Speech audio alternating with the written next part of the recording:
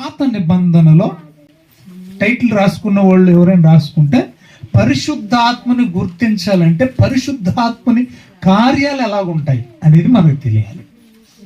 మొట్టమొదటిగా ఒక వ్యక్తిలో పరిశుద్ధాత్ముడు ఉన్నాడని మనం ఎలా గుర్తించాలి? పరిశుద్ధాత్ముడు ఉంటే ఆ కార్యాలు, పరిశుద్ధాత్మను కలిగిన వాడి కార్యాలు ఎలాగుంటాయి, పరిశుద్ధాత్మ కార్యాలు ఎలాగుంటాయి. పర్టికులర్గా అపోస్తుల కార్యం అంతా అదేనండి. అపోస్తులు పరిశుద్ధాత్మను కలిగిన అపోస్తులు వారు ఆత్మ కార్యాలు చేశారు. బాగా అర్థం చేసుకుని ఒక్క పాయింట్లో కొట్టేయచ్చు, కానీ మిమ్మల్ని ఆర్డర్లో తీసుకురావాలి. నేను పాత నిబంధన ఆదికాండం మొదలుకొని మొత్తం ప్రకటన గ్రంథం దాకా తీసుకొచ్చేస్తాను. ఇప్పుడు అపోస్తుల కార్యాలు తీసుకొని ఒక్క మాటలో చెప్పేయచ్చు. ఒక్క మాటలో చెప్పేస్తే ఏమర్థం అవుతుంది? ఇప్పుడు లాస్ట్లో శుభం ఏంటది, 3:30 గంట సినిమా ఏమీ లేకుండా మిమ్మల్ని లోపలికి టికెట్ ఇచ్చి పంపించి శుభం అని బొమ్మ వేసి పంపించేసాడు అనుకోండి, ఏమైనా అర్థం అవుతుంది మీకు? అందుకనే సినిమా మొత్తం చూపించాలి, మొదటి నుంచి చూడాలి. పాత నిబంధన గ్రంథంలో పరిశుద్ధాత్మను కలిగిన వాడు లేదా పరిశుద్ధాత్మ అతని మీదకి వస్తే ఎలాగా వారి ప్రవర్తన ఉండేది, పరిశుద్ధాత్మ కార్యాలు ఎలా ఉండేవి. క్రొత్త నిబంధనకు వచ్చిన తర్వాత పరిశుద్ధాత్మను పొందుకుంటే, పరిశుద్ధాత్ముడు మనలో ఉంటే అతని చర్యలు, అతని కార్యాలు ఎలాగ ఉంటాయి అనేవి మనం చూడాలి. ఈ రెండు తెలిసినాయి అనుకోండి, అల్టిమేట్గా మన బ్రతుకులు మారినట్టే. అమ్మా జాగ్రత్తగా విందాం. పాత నిబంధనకి క్రొత్త నిబంధనకి మధ్యనున్న వ్యత్యాసం. చాలా మంది బుద్ధిహీనులు 2వ అధ్యాయం అపోస్తుల కార్యాలు తీసుకొని అసలు వాళ్ళు అక్కడ ఏ భాష మాట్లాడారో పెంతుకొస్తే దినాన అనేది పర్టికులర్గా రాసున్నా కూడా ఈ దిక్కుమాల భాషలని మాట్లాడి ఎవరికి అర్థం కాకుండా మోసం చేసేస్తున్నారు. అక్కడ కూడుకున్న వాళ్ళందరూ ఎవరు? యూదులు. అక్కడ కూడుకున్న వాళ్ళందరూ ఎవరు? యూదులు.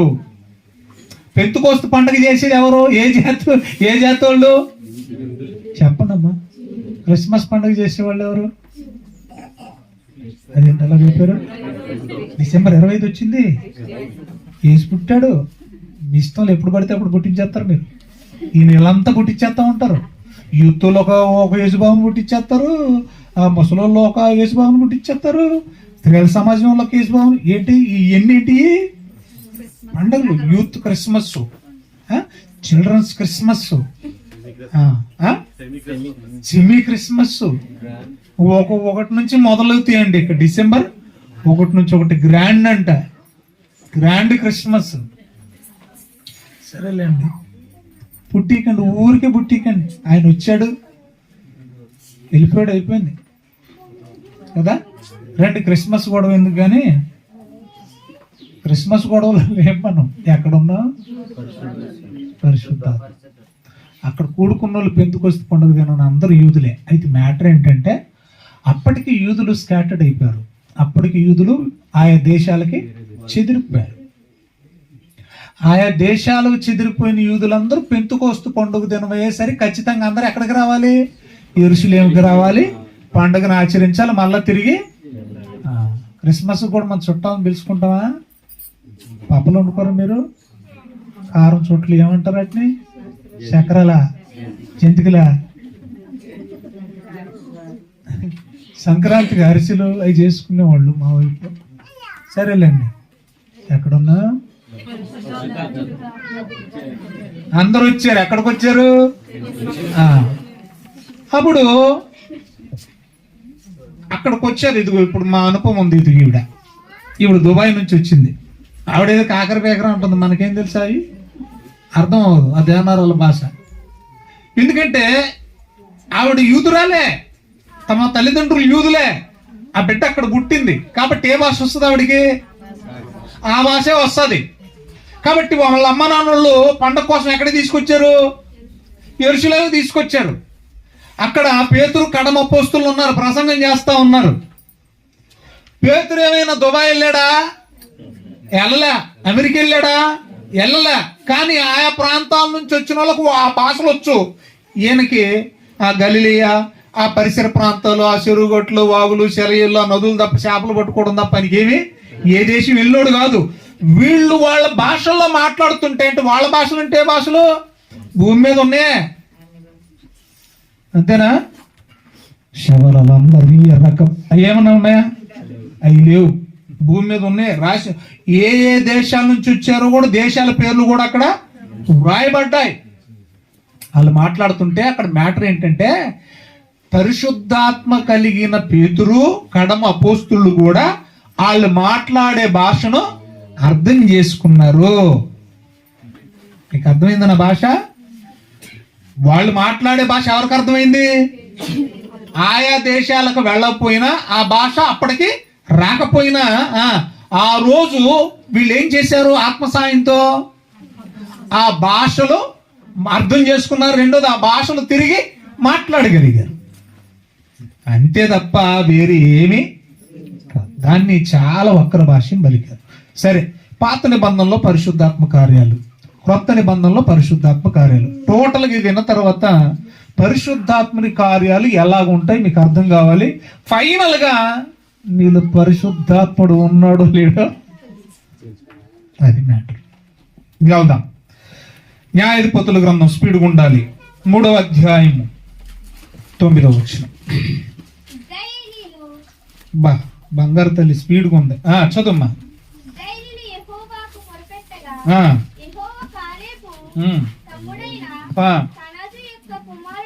ఒత్తినీయులు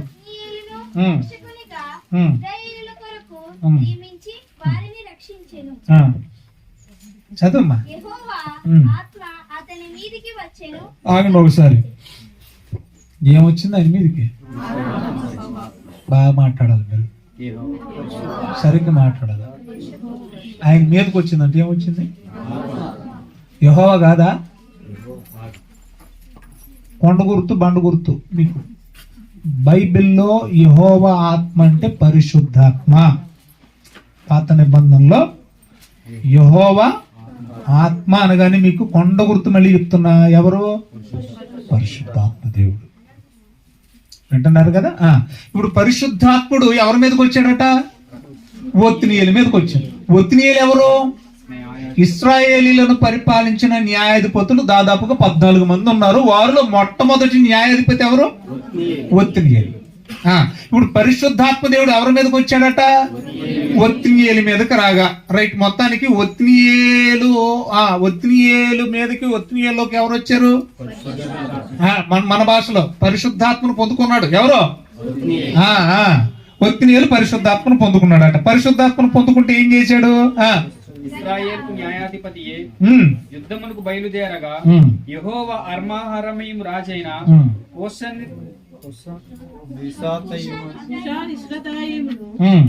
అతని చేతికి అప్పగించెను. చాలు, పాయింట్కి వచ్చేయాలి. యుద్ధానికి వెళ్ళాడా? ఒత్తిడి మాట్లాడంటారా? ఇలా చూడండి. వచ్చేవాళ్ళు మనుషులే, వాళ్ళు చూడకండి. ఎలుగుబంట్లే అన్న వస్తే చెప్తాడు ఆయన, ప్రమోద్ గారు. భయపడకండి, కూర్చోండి. ఎక్కడో రండి అయ్యా, ఖాళీ ఉంది ఇక్కడ. అలా నిలబడ్డం ఎందుకు? ఇదంతా ఖాళీయే, రండి. ఈ లోపల కూడా ఖాళీ ఉందంట. ఆయన చెప్పలేదు, నువ్వు చెప్తున్నావు. అక్కడ ఖాళీ లేదు చెప్పాడు. వంటగది ఇది. అదే అందుకు రండి. ఇదిగో ఇది అరుగుంది ఖాళీగా, రండి. సరే, పరిశుద్ధాత్ముడు ఎవరి మీదకి వచ్చాడు? వచ్చి ఏం చేశాడు? శత్రువులను ఓడించాడు, యుద్ధంలో జయము పొందాడు. అంటే సామాన్యుడు, బాగా వినాలి, పరిశుద్ధాత్మను పొందుకుంటే సామాన్యుడు అంతవరకు సామాన్యుడు. పరిశుద్ధాత్మ తనలోకి వచ్చేసరికి ఆ విజయం పొందాడంటే బలవంతుడయ్యాడు. అంటే పరిశుద్ధాత్మను పొందుకున్నాడు ఏమవుతున్నాడు? బలవంతుడు అవుతున్నాడు, ధైర్యవంతుడు అవుతున్నాడు. శత్రువులకు కూడా భయపడట్లా, శత్రువులను జయిస్తున్నాడు, శత్రువుల మీద జయం పొందుతాడు. పరిశుద్ధాత్మను పొందుకున్నాడు ఏం చేస్తాడు చెప్పండి? శత్రువుని జయిస్తాడు. ఇది బాగా ఫీడ్ అయిపోవాలి మీకు, బాగా ఫీడ్ అయిపోవాలి. లాస్ట్ లో టచ్ చేస్తాను. తర్వాత 6వ అధ్యాయం 34వ వచనం. 6వ అధ్యాయం 34వ వచనం. యెహోవా ఆత్మ అంటే నేను ముందే చెప్పాను ఏమని? Very good. గిద్యోనును ఆవేశించును. చాలండి. ఇప్పుడు ఎవరి మీదకి వచ్చింది? ఇప్పుడు ఎవరిలోకి వచ్చింది పరిశుద్ధాత్మ? ఈ గిద్యోను ఎవరు? న్యాయాధిపతి. ఇతను కూడా జడ్జే, ఈయన కూడా న్యాయాధిపతి. ఏమండి? అయితే ఏమైందట, ఫైనల్ గా మీరు ఇంటికి వెళ్ళి చదువుకోండి, ఇంక నేను దాన్ని ఎక్స్టెండ్ చేయట్లేదు, ప్రొలాంగ్ చేయట్లేదు. కింద వచనాలు మీరు చదువుకుంటే, గిద్యోనును ఆవేశించినప్పుడు, గిద్యోను మీదకి వచ్చినప్పుడు మిద్యానీయులను హతము చేసెను. తక్కువ మందిని తీసుకెళ్ళాడు, 300 మందికి ఏం చేశాడు? మిద్యానీయులను హతం చేశాడు, వేల మందిని హతం చేశాడు. అంటే ఇక్కడ కూడా మనకేం అర్థం అవుతుంది, మరొక న్యాయాధిపతి అయిన గిద్యోను కూడా పరిశుద్ధాత్మను పొందుకొని శత్రువుల మీద విజయాన్ని సాధించాడు, శత్రు సంహారం చేశాడు. యెఫ్తా కూడా ఏం చేశాడు చూడండి, 11వ అధ్యాయం 29-30 వచనాలు. 11వ అధ్యాయం 29-30 వచనాలు జాగ్రత్తగా రాసుకోవాలమ్మా, మీరు జాగ్రత్తగా రాసుకోవాలి తెల్లారా. యెహోవా ఆత్మ యెఫ్తా మీదకి వచ్చి, యెఫ్తా గురించి మీ అందరికీ తెలుసుగా, కుమార్తెని ఏం చేశాడు? బలిచ్చాడా, ప్రతిష్ఠించాడా? బలివ్వలేదే. అది దేవుని చిత్తమైతే ఇంకొకసారి మాట్లాడతానులే, కంగారు పడకుండా. బలివ్వలేదు, ప్రతిష్ఠించాడు. ఆ యొక్తనే ఏమైందంటే చదవండి. రాగా అతడు గిలాదులోను మనస్సేలోను సంచరించు, గిలాదు మిస్పాలో సంచరించి గిలాదు మిస్పై నుండి అమ్మోనీయుల యొద్దకు సాగెను అనే మాట మనం చూస్తున్నాం. అంటే టోటల్ గా ఏం జరుగుతుంది, అమ్మోనీయులను హతం చేశాడు. ఇతని మీద కూడా పరిశుద్ధాత్ముడు వచ్చాడు, లేదా పరిశుద్ధాత్మను పొందుకున్నాడు, శత్రువులు ఏం చేశాడు? జయించాడు, సంహరించాడు, హతం చేశాడు. కొంచెం మనం ఇంకా ముందుకు వెళదాం. 13వ అధ్యాయం ఏమండి, 13వ అధ్యాయం 25వ వచనం. మరియు యెహోవా ఆత్మ జొర్యకును, ఇద్దరు కనపడుతున్నారు మనకు అక్కడ, జోర్యకును, చదువు నాయన, ఎస్తాయేలుకును మధ్యనున్న రేపుటకు మొదలు పెట్టును. పాయింట్ ఇక్కడ నోట్ ఇచ్చేయండి. ఇక్కడకు వచ్చేసరికి కొంచెం వ్యత్యాసం ఏంటంటే, పరిశుద్ధాత్మ మనిషిని ఏం చేస్తాడు అని ఉంది చూడండి అక్కడ. ఏమ్మా, ఏం చేస్తాడంట? రేపుతాడంట.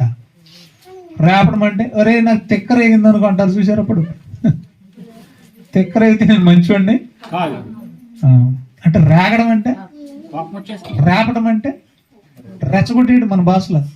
రేపడం అంటే పరిశుద్ధాత్ముడు మనల్ని ఏం చేస్తాడు? ఏం చేయడానికి? గుడి మానేయడానికి, చదా సువార్త మానేయడానికి ఏం చేస్తాడు పరిశుద్ధాత్ముడు? మాట్లాడంట్రా, రెచ్చగొట్టేస్తాడా? పడుకోమంటానికి రెచ్చగొట్టేస్తాడు మనల్ని ఏం చేయడానికి. సరే, రెండు విషయానికి రండి. దేవుని పని చేయడానికి, దేవుని పని కొరకు పరిశుద్ధాత్ముడు ఏం చేస్తాడు తెలుసా? నేను రేపుతూనే ఉంటాడు. నిజంగా నీలో పరిశుద్ధాత్మ, ఇవన్నీ కూడా సింపుల్స్, మీరు సిమ్టమ్స్ మీరు గుర్తుపెట్టుకోండి దయచేసి. నిజంగా మీరు బాప్తిస్మం తీసుకుంటే, నిజంగా మీలో పరిశుద్ధాత్ముడు ఉంటే, దేవుని పని పలానా చోట ఉంది అని తెలిసిన వెంటనే మీరు ఊరుకుండలేరు. అదిగా మహానుభావుడు, ఇది గట్టు నుంచి 2 అయినది. ఆయన రాత్రి 3 గంటల వరకు పోస్టర్లు అంటేతానే ఉన్నారు. ఆ బ్యాచ్ సింగనాథ్ గారు వాళ్ళ అబ్బాయి. ఆయన ఒకసారి లేచి నిలబడి, ఆయన నేను పరిచయం చేస్తా, ఫస్ట్ టైం వచ్చాడు. వాళ్ళ కోడలు సింగుడాడి తెలుసు కదమ్మా మీ అందరికి. మధ్యాహ్నం నుంచి మనకు బోధ వేసుకొస్తాడు, అందుకనే ఉన్నాడు. మధ్యాహ్నం పోగాదు, సాయంత్రం బోధ వేస్తాడు. సరేనా? బాబు రాజీవ్, సిసి వాళ్ళిద్దరు. అదిగో ఈయన కాబోయే మిషనరీ, సువార్థికుడు. మీ మిషన్ లో ఒక మిషన్ నాకు ఇచ్చేయాలి డాడీ. అందరికి ప్రైజ్ లడ్డే, praise the Lord, amen, God bless you. అలా మనోడు కూర్చో. రైట్, రాత్రంతా అంటిస్తూనే ఉన్నాడు. ఏది మా అక్కేది, జమ్మి బావ గారి. అదిగో వాళ్ళు రాత్రి 1 గంటన్న పడుకున్నారో లేదో నాకు తెలీదు. మనకు వంట కోసం పాపం వాళ్ళ చిన్న కోళ్ళు. వాళ్ళ తర్వాత వాళ్ళ చిన్న బాబు వచ్చాడా? బాబేడి అది ఆ పక్కన ఉన్నాడు, సతీష్. ఏదో అదే ఏదో అంటారు కదా, కరివేపాకు, లేకపోతే ఏంటంటే దాన్ని ఏమంటారు, తాలింపులో ఏమంటారు, కరివేపాకు పోపులాగా మా ఆవిడ వాళ్ళతో పాటు రాత్రి. నేనేం లేదు, నేను దిగబెట్టాను, దోమలో తట్టుకోలేక వచ్చి పండుకున్నాను. సరే, ఏదేమైనా ఎందుకు దేవుని పని ఉంటే, ఆ నిజంగా దేవుని పని ఉన్నదని నీకు తెలిస్తే, పరిశుద్ధాత్ముడు నీలో ఉంటే ఆయన పని చెయ్యకుండా, ఆయన పనికి వెళ్లకుండా ఉండలేం. ఒకటే గుర్తు పెట్టుకోవాలి, కొండ గుర్తు. రేపుతుంటాడు. నీలో ఆయన ఉంటే నిన్నేం చేస్తాడు?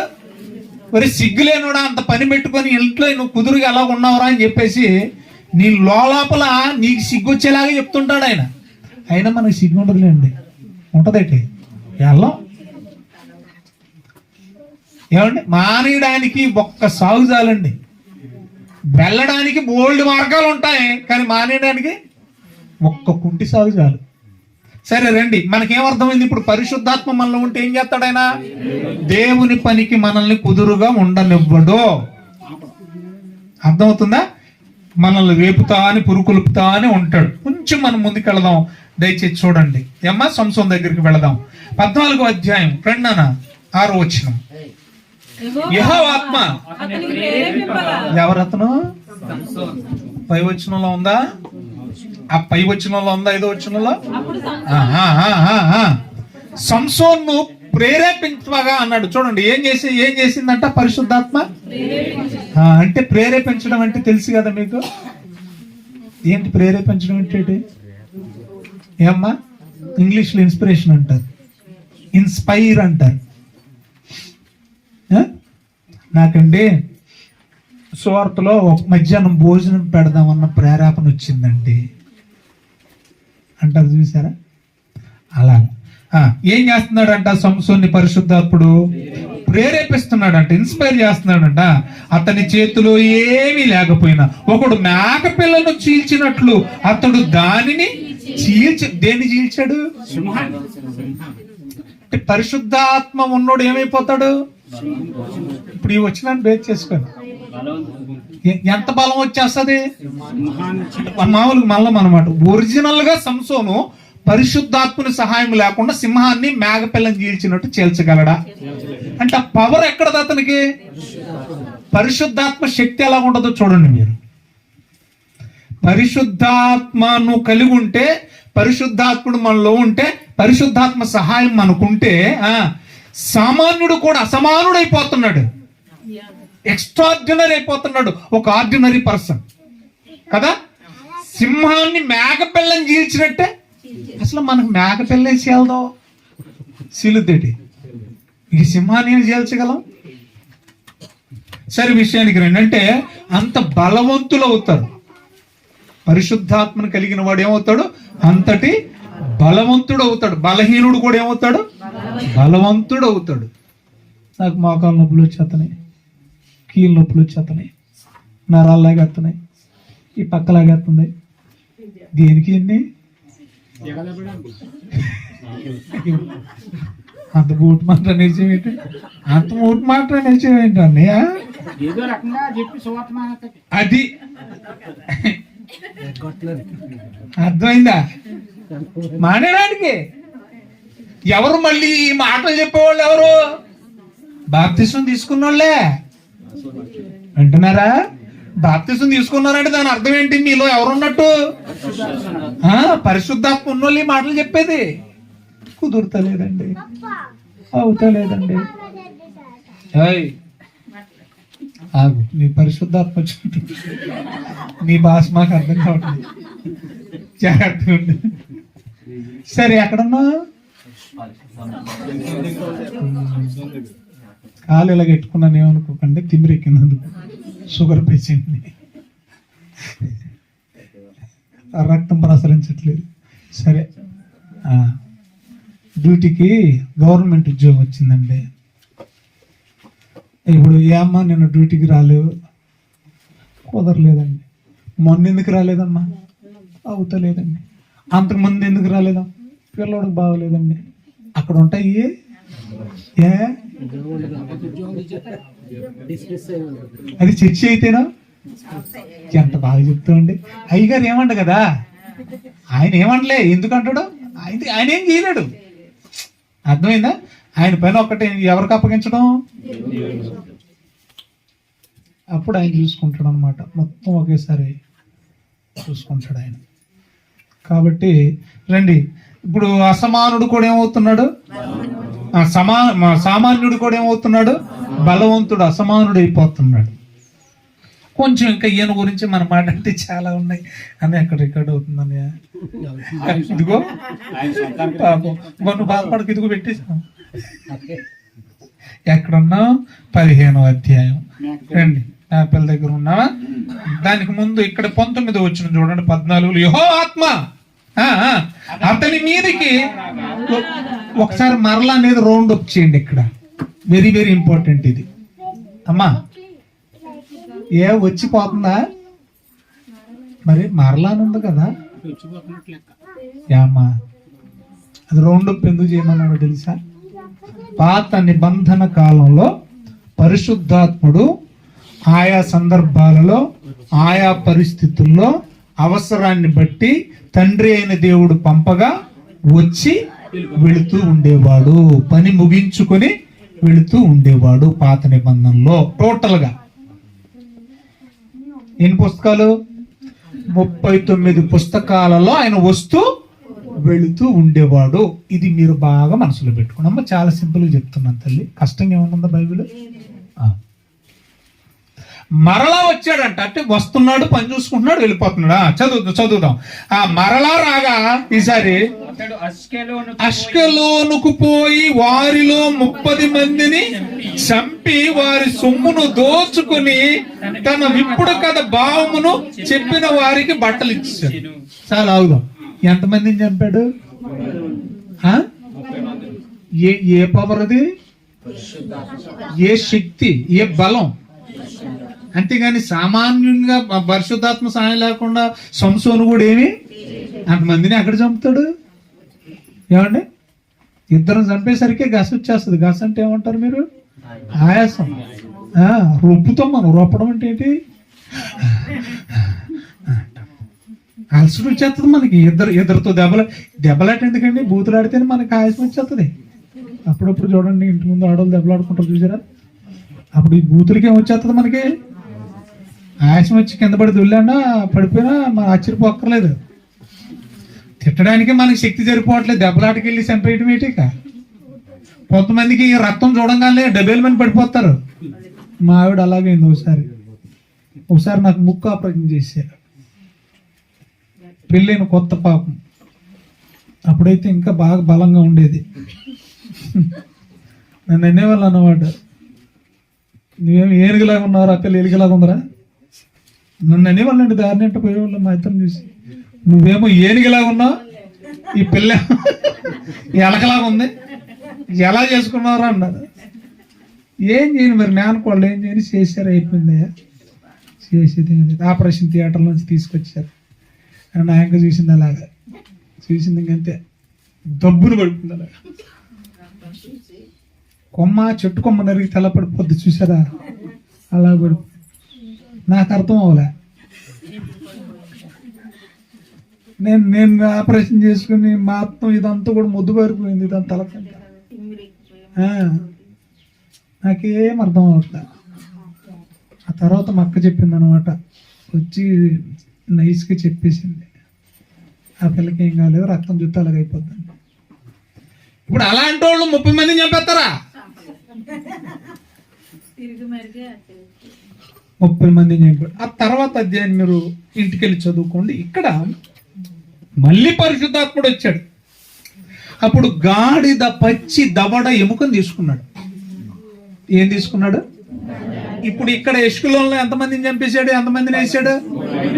ఇప్పుడు ఇక్కడ గాడిద పచ్చి దవడ ఎముకను తీసుకొని ఫిలిస్తీన్లు ఎంతమందిని వేసాడు? ఏమ్మా, 1000 మందిని ఒకే ఒంటి చేత్తో. ఒక చచ్చిపోయిన గాడిద, ఆ చచ్చిపోయిన గాడిద పచ్చి దవడెముక అంటే అది ఎండిపోయింది కాదు, పచ్చిది తీసుకున్నాడు. దాన్ని తీసుకొని ఒకే చేత్తో ఏం చేశాడు? 1000 మందిని చంపి, చంపడం ఒక ఎత్తు అయితే వాళ్ళందరిని మళ్ళీ కుప్పేసాడట. ఎలా మోసాడండి? ఎన్ని శవాలు 1000 శవాలు ఒకే చోట కుప్పేయడం అంటే చిన్న విషయమా? మన చేలో వరి పనులే వేయలేం మనం. మన చేలో వరి పనులే వేయలేం మనం.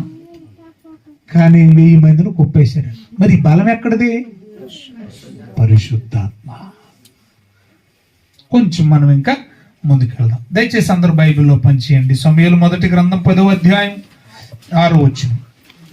సమూయేలు మొదటి గ్రంథం 10వ అధ్యాయం యెహోవా 6వ వచనం. యెహోవా ఆత్మ నీ మీదికి బలముగా దిగి వచ్చును. ఎవరి మీదకి? సౌలు మీదకి. అర్థమైనా? పరిశుద్ధాత్మ రాజైన సౌలు వస్తే ఏమవుద్దట? నీవు వారితో కలిసి ప్రకటన చేయుచుండగా నీకు కొత్త మనస్సు వచ్చును. సూపర్ సూపర్ సూపరో సూపరు. దేవుని ఆత్మ మనలో ఉంటే, మన మీదకి వస్తే, లేదా మనం కలిగి ఉంటే మనకి ఏ మనసు వస్తుంది? వచ్చినాయా మీకు? అసలు మీ మనసులో ఉన్నాయి లేవా? ఏంటి అలా ఉన్నారేంటి? ఏమ్మా మాట్లాడండి రా. మీకు కొత్త మనసులు వచ్చినాయా? బాప్తిసం తీసుకున్నారు కదా, పరిశుద్ధాత్మను మీరు పొందుకున్నారు కదా, మీ మనసులు మారాయా? కొత్త మనసులు వచ్చాయా? ఇదిగో పాతవి సమస్తము అయినయా? అవే బూతులు, అవే కొండలు, అవే దెబ్బలాట్లు, అదే పిసినార్తనం, అదే ద్వేషం, అవే పగలు ఉన్నాయా? మనసు మారుద్ది. పరిశుద్ధాత్ముడు మనలో ఉంటే ఏం మారుద్ది? మనసు మారితే ఆటోమేటిక్ ఏం మారుతాయి? మన క్రియలు కూడా, మన మాట తీరు కూడా, మన ప్రవర్తన కూడా, హృదయం నిండిన దాన్ని బట్టే మన క్రియలు ఉంటాయి. అంతే కదా? సరే, విషయానికి వద్దాం. పరిశుద్ధాత్ముడు ఉంటే పరిశుద్ధాత్మ కార్యాలు ఎలా ఉంటాయి చెప్తున్నా నేను మీకు, జాగ్రత్తగా రాసుకోండి. తర్వాత కొంచెం మనం ముందుకు వెళదాం. ఏమ్మా? 11వ అధ్యాయం అక్కడే సమూయేలు మొదటి గ్రంథం తీసారా? 7వ వచనం, 6, 7 వచనాలు కదా. 7వ వచనం చూడండి. ఒక కాడి ఎద్దును తీసి తునకలుగా చేసి ఇశ్రాయేలీయుల దేశములోని నలుదిక్కులకు దూతల చేత వాటిని పంపి. చాలు. ఇక్కడ కూడా వాస్తవంగా బలహీనుడే ఇతను కూడా. సౌలు ఏమే బలాఢ్యుడు ఏమి కాదు. కాడి ఎడ్లను ఏం చేశాడంట? తునకలుగా చేశాడు. ఏంట బలం ఎక్కడి నుంచి వచ్చింది? బలహీనుడు ఏమవుతున్నాడు పరిశుద్ధాత్ముడు వస్తే? వినాలే జాగ్రత్తగా. చివరిగా పాత నిబంధనలో మరొక సందర్భాన్ని చూపించి నేను కొత్త నిబంధనకు వస్తాను. జకర్యా గ్రంథం తీసారా? 7వ అధ్యాయం 12వ వచనం. జకర్యా గ్రంథం 7వ అధ్యాయము 12 చదవండి అమ్మా. చివరి నుంచి 2వ పుస్తకం. పాత నిబంధనలో చివరి నుండి 2వ పుస్తకం 7-12 చదవండి. పూర్వీకులైన ప్రవక్తల ద్వారా సైన్యములకు అధిపతియగు యెహోవా తన ఆత్మ ప్రేరేపణ చేత తెలియజేసిన మాటలను వింటున్నారా? ఇప్పుడు పరిశుద్ధాత్మ గురించి నేను ఒక వర్షంలో చెప్పాను, బాగా వినాలి, బాగా వినండి. తమ్ముడు రాజేంద్ర ఉన్నాడు, అదే పరిశుద్ధాత్మ అనే టాపిక్ తీసుకుంటున్నాడు. ఆయన ఇంకొక వర్షన్, ఇంకొక ప్యాటర్న్ లో చెప్పాడు, ఇంకొక విధానంలో చెప్పాడు. మన మధ్యలో ఇర్మియా గారు ఉన్నారు, ఆయన కూడా ఇదే టాపిక్ తీసుకున్నాడు. ఆయన ఇంకొక వర్షన్ లో చెప్పాడు. వింటున్నారు కదా?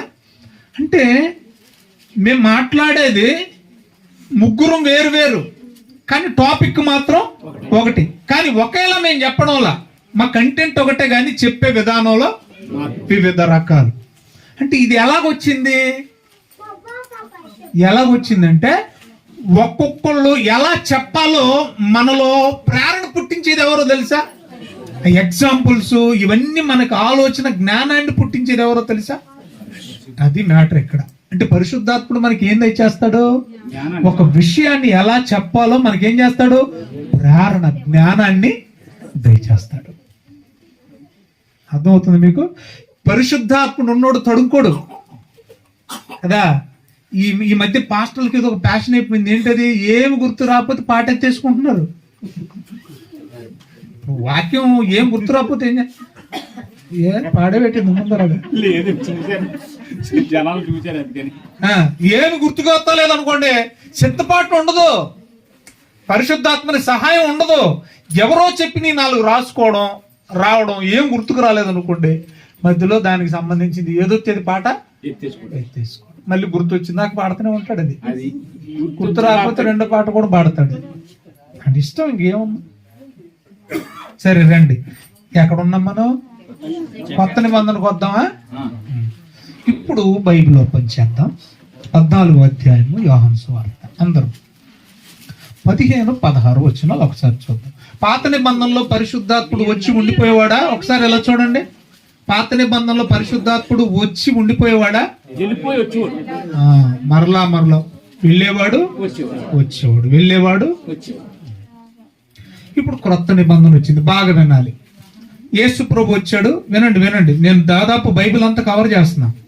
యేసు ప్రభు వచ్చాడు, ఆయన చేయవలసిందంతా ఆయనకు అప్పగించింది చేశాడు. ఎక్కడున్న మాటని నన్ను అడిగితే రెఫరెన్స్ చెప్తాను, రాసుకోండి. యోహాను సువార్త 17వ అధ్యాయము 4-5 వచనాల్లో ఉంటుంది. తండ్రి, చేయుటకు నీవు నాకు అప్పగించిన పని నేను సంపూర్తి చేసి భూమి మీద నిన్ను మహింపరిచి ఉన్నాను గనుక ఇప్పుడు ఏం చేయాలంటే, ఇది వరకు నీ యొద్ద నాకు ఏ మహిమ ఉన్నదో అట్టి మహిమతో నన్ను మళ్ళా మహింపరచు. ఇదిగో నా ఆత్మను నీకు అప్పగిస్తున్నాను, చేర్చుకోమని. టోటల్ గా ఆయనకు అప్పగించిన పని చేశాడు. అయితే ఇంకా చేయవలసింది ఉంది, చెప్పాల్సిందంతా చెప్పాడు. ఇంకా సర్వసత్యంలోనికి నడిపించాల్సింది ఉంది. కాబట్టి ఆయన చేసి ఆ తర్వాత శిష్యులతో చెప్తున్నాడు అనమాట. ఏమని? నాది అయిపోయిందిరా బాబు, తండ్రి నాకు అప్పగించింది నేను కంప్లీట్ చేశాను, నేను వెళ్ళిపోతున్నాను. అందుకని చెప్తుండే ఏమంటున్నాడు తెలుసా? తర్వాత పని ఏదైనా ఉంటే, తర్వాత చేయాల్సింది ఏదైనా ఉంటే, తర్వాత చెప్పాల్సింది ఏదైనా ఉంటే వేరొక ఆదరణకర్తను మీ వద్దకు ఎవరైనా అని ఇప్పుడు మ్యాటర్ చెప్తున్నాడు. చదవండి 15-16 వచనాలు 14వ అధ్యాయం.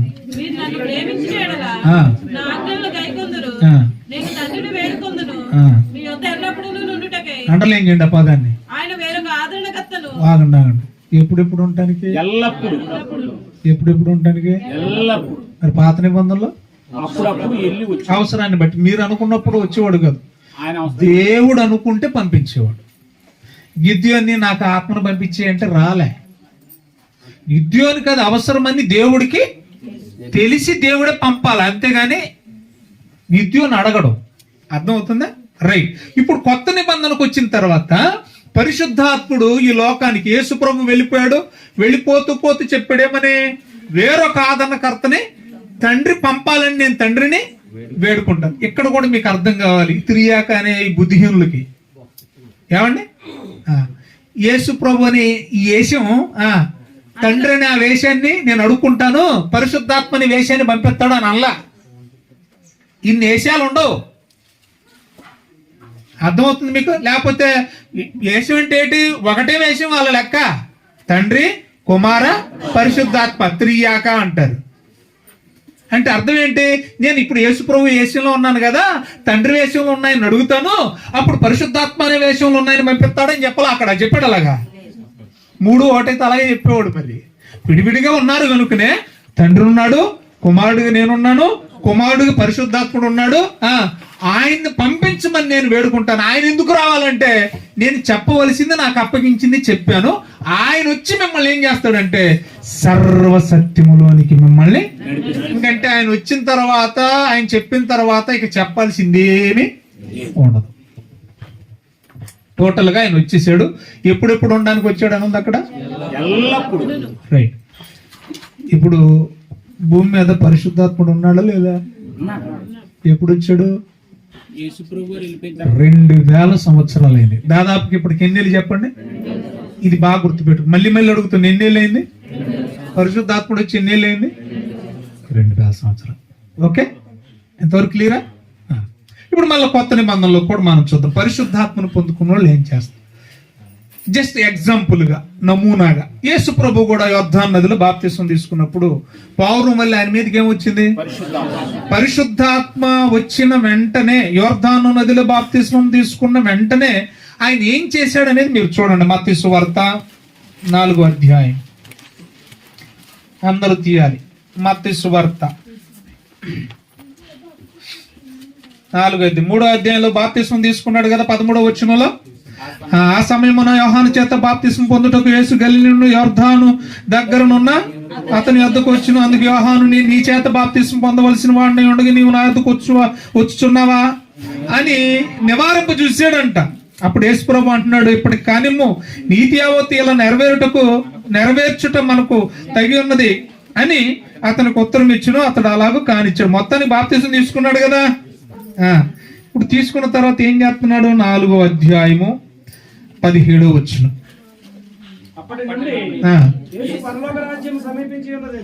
ఎప్పటి నుంచి? అది ఎప్పటి నుంచి అంటే పరిశుద్ధాత్మను పొందుకున్న వాళ్ళు ఏం చేయాలో చెప్తున్నారు. బాగా వినాలి మీరు. ఇక్కడ ఒళ్ళు దగ్గర పెట్టుకొని వినాలి. పాత నిబంధనలు లెక్క వేరు, ఇప్పుడు లెక్కలు మారిపోయినాయి. వింటున్నారా? లెక్కలు మారిపోయినాయి. ఏం మారినాయో చూడండి.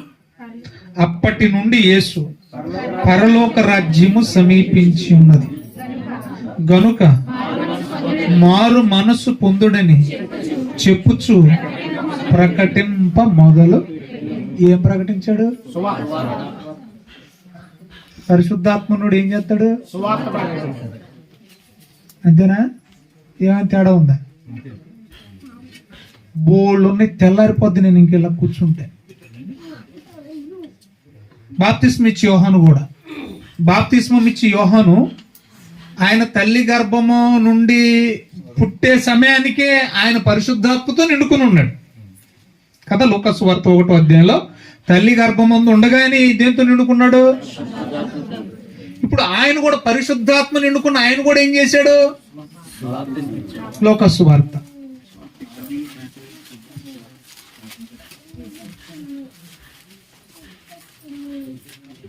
తీసారా? అందరం తీద్దాం. ఎవరు టైం చూడకండి, మా టైమింగ్స్ మాకు ఉన్నాయి, కంగారు పడకండి.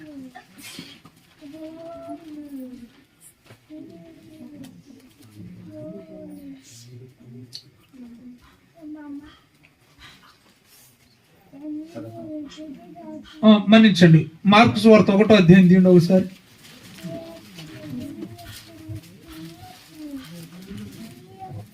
తీసారా? 4వ వచనం చూడండి.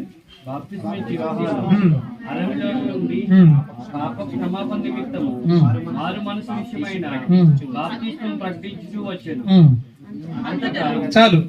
ఇప్పుడు ఆయన కూడా ఏం చెప్తున్నాడు? మారు మనసు నిమిత్తమై ప్రకటిస్తా వస్తా ఉన్నాడు. 3వ అధ్యాయం 1వ వచనం మత్తయి సువార్త. ఆ దినముల యందు బాప్తిస్మిచ్చి యోహాను వచ్చి పరలోక రాజ్యం సమీపించి ఉన్నది, మారు మనసు పొందుడని. చాలు. ఈయన కూడా ఏం చేస్తున్నాడు? అదేనండి, బాప్తిస్మము ఇచ్చి యోహాను ఆత్మతో నిండుకునే ఉన్నాడు. ఏం చేస్తున్నాడు? పని ఏం చేస్తున్నాడు? తర్వాత అపోస్తులు డైరెక్ట్ అయిపోతున్నాను. అపోస్తులు కూడా ఏం చేశారు చూడండి. అపోస్తుల కార్యాలు 1వ అధ్యాయం. అందరు రావాలి. అపోస్తుల కార్యాలు తీసారా? 1వ అధ్యాయం.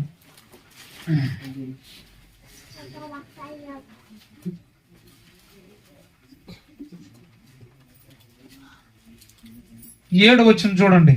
కాలములు, సమయములు తండ్రి తన స్వాధీనంలో ఉంచుకున్నాడు. వాటిని తెలుసుకుంటే మీ పని కాదు. ఆయనను పరిశుద్ధాత్మ మీ మీదికి.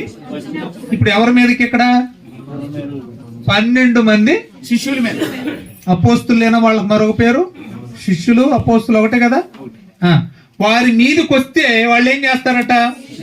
శక్తి నొందెదరు అన్నాడు. ఏమి నొందెదరు? పాత నిబంధనలో పరిశుద్ధాత్మ వచ్చిన వాళ్ళందరూ ఏమి నొందారు? శక్తి నొందారు. క్లియరా? ఆల్ క్లియరా? క్లినిక్ ఆల్ క్లియరా? టోటల్ ఒక మాటలో కొట్టేశాడు చూడండి. ఇక్కడ పాత నిబంధనలో వారికి ఆ శక్తి ఎలాగ వచ్చింది? శత్రువు మీద విజయం. ఆ ధైర్యం ఎక్కడి నుంచి వచ్చింది? ధైర్యం, శక్తి మరియు ధైర్యం. శక్తి ఉంది ఎవరు గనుక. ఈ రెండు గుర్తుపెట్టుకున్నాం. ఒకటి శక్తి, రెండోది ఏంటి? ధైర్యం. భయపడ్డావు. పరిశుద్ధాత్మను కలిగిన వాడు దేనికి భయపడ్డావు. అందుకే అంటాడు కదా, పత్రికను రాస్తూ పౌలు గారు అంటాడు, దేవుడు మీకు పిరికితనము గల ఆత్మను ఇవ్వలేదు, ఇంద్రియ నిగ్రహములు గల ఆత్మనే, ధైర్యమును ఇంద్రియ నిగ్రహములు గల ఆత్మనే ఇచ్చాడు. మీరు పరిశుద్ధాత్ముడు ఉంటే మీరు దేనికి భయపడరు. చావు కూడా ఆనందంగా చచ్చిపోతారు. చచ్చిపోయేటప్పుడు కూడా రెండు మ్యాటర్కి రండి. సో వీళ్ళు కూడా ఏం చేస్తున్నారు? ఈ పరిశుద్ధాత్మతో ఏం చేస్తారు? యెరూషలేములో, యోదయలో, సమరయలో, దేశముల ఎందంతటను, భూ దిగంతముల వరకు. ఎక్కడెక్కడ పరిశుద్ధాత్మను పొందుకున్నాడు? ఎక్కడెక్కడ సువార్త చెప్తాడు? ఈ ఊరు ఫస్ట్ వచ్చిన వాళ్ళు చేతులు ఎత్తండి. ఇక్కడికి ఫస్ట్ వచ్చిన వాళ్ళు. మీ ఊర్ల పక్కన ఏం ఊర్లు లేవా? ఉన్నాయి కదా. కనీసం మీ పక్క ఊరుగానే చెప్పారు సువార్త ఎప్పుడన్నా? మీలో నిజంగా పరిశుద్ధాత్ముడు ఉంటే ముందు మన ఊరిని మార్చుకుంటాం. మన ఊరికి సువార్త చెప్తాం, ఆ తర్వాత పక్క గ్రామానికి సువార్త చెప్తాం. అర్థమైందా? ఆ తర్వాత పక్క రాష్ట్రాలకు వెళతాం, ఆ తర్వాత పక్క దేశాలకు వెళతాం. ఉండలేం మనం. టోటల్ ఈ వచనాలన్నీ చదువుతుంటే మనకేం అర్థం అవుతుంది? పరిశుద్ధాత్మను పొందుకున్నవాడు ఏం చేస్తాడు? సువార్తను ప్రకటించకుండా ఉండలేడు. తనలో ఉన్న ఆత్మవార్తను ఏం చేస్తా ఉంటుందని చదువుకున్నాం మనం. ఇంక చెబితే వెళితే చాలా విషయాలు ఉన్నాయి. ఒకనొక సందర్భంలో 4వ అధ్యాయం ఇక్కడ తీయండి. పరిశుద్ధాత్మలో ఎలా ఉంటారో చూడండి. ఒకనొక సందర్భంలో 4వ అధ్యాయం తీసారా? 16వ వచనం. పేతురు యోహానులు. బాగా చూడండి. పేతురు యోహానుల గురించి వినాలి, మీరు బాగా వినాలమ్మా. నేను ఎన్నో వచ్చిన చెప్పాను? 16వ వచనం. ఈ మనుషులను మనం ఏమి చేయుదము? వారి చేత ప్రసిద్ధమైన సూచక్రియలు చేయబడి ఉన్నవి. యెరూషలేములో కాపురం ఉన్న వారందరికీ ఈ విషయం తెలిసిపోయింది. ఇది జరగలేదని మనం చెప్పలేం. అయినను ఇది ఏది? ఇది ఇది ఇది అంటున్నాడు. ఏంటది? యేసుక్రీస్తును గూర్చిన సువార్త, యేసు నామం అనేది. అయినను ప్రజల్లో ఇంకా వ్యాపించకుండా ఉండాలని ఇక మీదట యేసు నామాన్ని బట్టి. యేసు అంటే భయం అంట. ఏమంటే వింటున్నారు? ఇప్పుడు కూడా యేసు అంటే చాలు ఏమైపోతుంది? వాళ్ళకి లూజ్ మోషన్స్ అయిపోతుంది. వాళ్ళకి భయపడిపోతున్నారండి. ఆ పదం వింటే చాలా భయపడిపోతున్నారు. నిన్నెవడో కారు మీద యేసు ప్రభు బొమ్మ వేసుకున్నాడు, స్టిక్కర్. అర్జెంట్గా పీకి బాబాయ్ నేను చూడలేను పీకి అంటున్నాడు. భయం. ఏమంటే ఈరోజు సువార్తను కూడా అడ్డుకునే వాళ్ళకి భయం. ఎందుకంటే ఇది ప్రబలం అయితే మా ఉనికి ఉండదు. ఎందుకంటే వాళ్ళ వేషాలు, వాళ్ళ వ్యాపారాలు. అందుకని అంతకుమించి ఏమి కాదు. క్రైస్తవేమో సమాజాన్ని పాడు చేసిన దాఖలాలు ఎక్కడ ఉన్నాయండి? చూపించమనండి. ఈరోజు చరిత్రను మనం తవ్వితే మన దేశమే కాదు, ప్రపంచాన్ని బాగు చేసింది ఎవరు? మిషనరీసే. సరే విషయానికి రండి. భయపడుతున్నారంట. రే, యేసు నామాన్ని బట్టి మీరు ఎక్కడ మాట్లాడకూడదని ఏం చేశారట? బెదురట. బెదిరెట్టేటి? బెదిరి పెట్టడం ఏంటండి? భయపడదు. రైట్. వాళ్ళు ఏం చేస్తున్నారు చూడండి. పిలిపించి భయపెట్టేశారు. మొత్తానికి భయపెట్టేశారు. 19 మొత్తానికి భయపెట్టేశారు. ఈ భయపెట్టింది కూడా ఎవరు? ఒకసారి ఆగండి. ఇప్పుడు మనం ఎక్కడున్నాం? చింతవారిపాలెం. సినా ఇక్కడ ఎమ్మెల్యే గారు ఎవరు? అమ్మాయి, మా అమ్మాయే. అదే అనంతగిరి అమ్మాయి కదా. నీకు ఎమ్మెల్యే అనంతగిరి శిరీష గారు కదా. ఎవరు? అయితే గొడవ లేదు. పాస్టర్ గారు చాలా ఎమ్మెల్యే దిగుతారు. సరేలేండి, అది కూడా మంచిదేలేండి. ఎనివే, ఇప్పుడు వాళ్ళ ఎమ్మెల్యే గారు మనల్ని గాకేసి మీరు ఈ ఊర్లో చెప్పడానికి వీలు లేదంటే మనం ఏం చేస్తాం? నిజం చెప్పండి. నిజం మాట్లాడండి. ఏదైనా అక్కడ చెప్తే మేము ఊరుకోం, కాల్చి పడేస్తాం అంటారు. ఈ మధ్యన హెడ్మాన్ కూడా లేపేశారు. ఎవరు లేపేశారు? హెడ్మాన్ అండి. హెడ్మా తెలియదు మీకు? ఒక పెద్ద ఆయన వేసారు. మనం సాయంత్రం వెళ్ళేది కూడా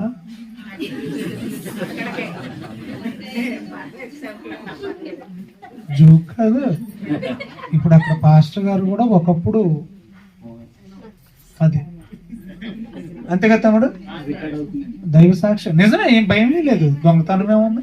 ఇప్పుడు అక్కడ సేవ చేస్తున్న ఆయన కూడా ఒకప్పుడు అందులో అన్నయ్యలో తిరిగాడు, గట్టిగా ఉన్నాడు, బాగా పేరు మనిషి. సరే విషయానికి రండి. మిమ్మల్ని మొత్తాన్ని లేపేస్తామంటే ఎంతమంది ఇక్కడ ఉంటారు, ఎంతమంది ఆటోలు ఎక్కేస్తారు? చేతులు దేవుని స్తోత్రం, దేవుని స్తోత్రం. నిజం చెప్పండి అమ్మా. అనియో అన్యా దాసనియో అన్యా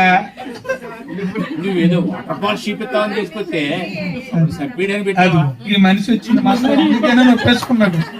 సువార్తకు రాలేదని తన ఆత్మ చెప్పేసింది.